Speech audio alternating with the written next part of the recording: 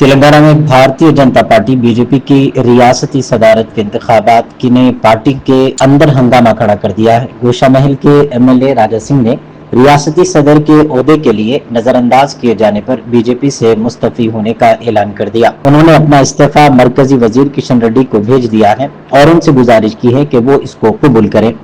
राजा सिंह ने मीडिया से बात करते हुए इल्जाम लगाया कि उन्हें सदर के लिए नामजदगी दाखिल करने की इजाजत नहीं दी गई। उनका कहना था कि उनके हामियों को डराया धमकाया गया और कौमी कौंसिल के अरकान को उनकी हिमायत से रोका गया।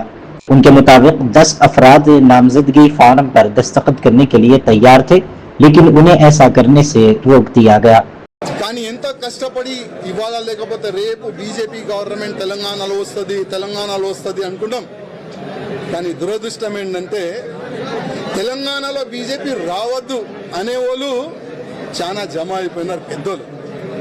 ఇప్పుడు వాళ్ళే అనుకోకపోతే మేము ఇంత కష్టపడి మా ఫ్యామిలీని రిక్స్ చేసిన తర్వాత ఇంత పని చేసిన తర్వాత లాభం మేము ఉండవు కదా. అందుకోసం అయ్యా మీ పార్టీకి దండం మీకు దండం అని ఒక లవ్ లెటర్ ఇచ్చి వెళ్తున్నా.